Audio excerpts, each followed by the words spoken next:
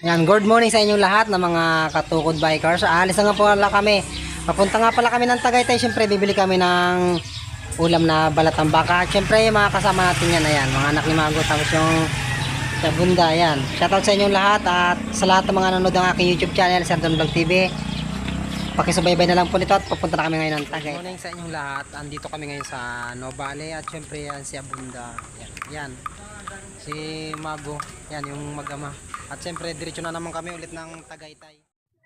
At nandito na nga kami sa Novale at kami ay nagpahinga muna ng kaunting minuto at kami ay magkakape dahil humahap din na rin ang akin tiyan. Kaya lang, ang nabili ko lang ay sito.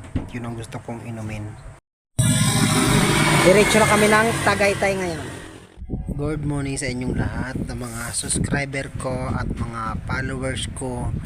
Papunta ako ngayon ng Tagaytay at kasama ko yung mga kasamahan ko din sa trabaho na mga kapwa ko din, siklistang biker.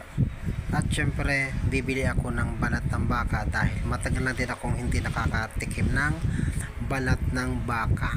At syempre, gagataan ko ito at pamamantikain at lalagyan ko ng maraming sili pag nakabili ako mamaya.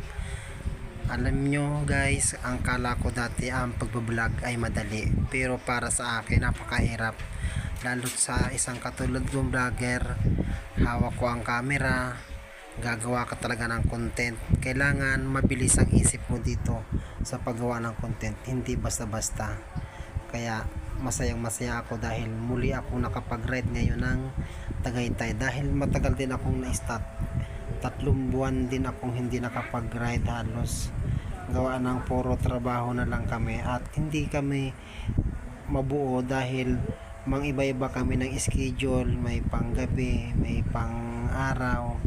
At ngayon naman ay sinamantala ko na ang makapag-ride dahil ngayon lang ako nagkaroon ng maayos na rest day. At syempre, paahon kami ng Tagaytay. Habang hawak ko ang camera, talagang napaka bigat ng pedal ng bike ko dahil gawa ng yung bike ko kasi ay naka 29, mabigat, hindi tulad ng isa kong bike na carbon, napakagaan. Kahit hawak mo ang camera ay makakapag-camera ka ng maayos, pero dito sa 29 ang hirap dahil marami kang makakasalubong. Ayan, kasi wala siyang lagayan talaga ng monopod na camera, kaya ginawan ko na lang ng paraan na hawak ko yung monopod kong mahaba para makapag video naman kami kahit paano. At nagpapasalamat ako sa lahat ng mga followers ko at mga subscriber ko. Buti na nga lang maganda ang panahon dahil makulimlim, walang sikat ang araw at nauna na siyempre si Mago pati yung kanyang anak, at ako naman ay yung may hawak ng camera para makapag-video naman at makita nila ang kanilang ride o takbo. At napakalamig talaga papunta dito sa Tagaytay, kaya tuwang-tuwa ako dahil nagkaroon ako ng pagkakataon na makapag-ride.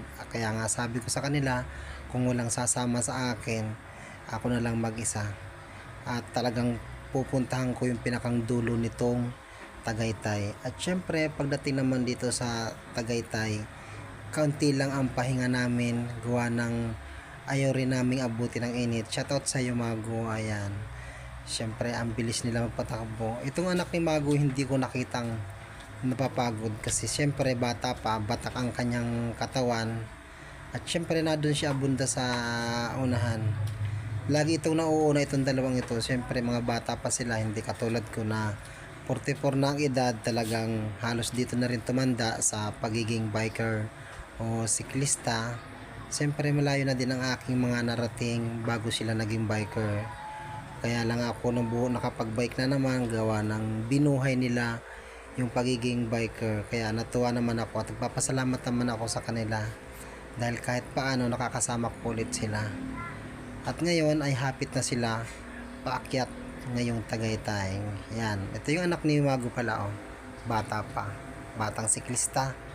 At ito naman si Abunda, talagang matibay yan sa ahon, hindi mo makikitang yan na napapagod.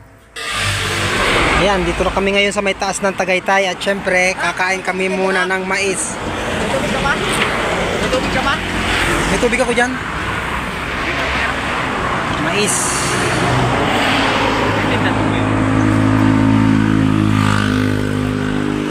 Sweet corn pala yan, nanay. Magkano isa niyan? Tatlo isang daan. Tatlo isa. Ay, ilan?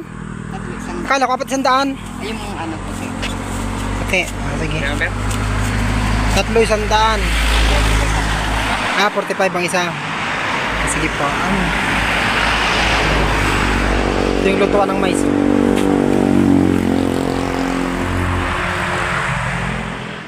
Madalas kami dito kumain ng mais sa tuwing aakyat kami ng Tagaytay dahil mura lang dito ang sweet corn. Kayo. Mais ko. Dito na po kayo bumili ng mais kay nanay. Kainin nyo na. May dito sa may Ilalagay ka ba? taas ng Tagaytay. Dito na po namin kakainin yan. Sa kayo galing. Yan pa. Mais oh. At heto na ang paborito kong napaka sweet corn ni nanay. Ang mais na press at mainit-init pa at matamis-tamis pa. Ito ay bagong harvest lang daw. Kaya kakain muli kami. At naubusan nga pala ng tubig yung ibang mga kasama ko. At syempre, medyo matipid ako sa tubig. Kahit paano, pagkakasyahin namin itong tubig na natitira.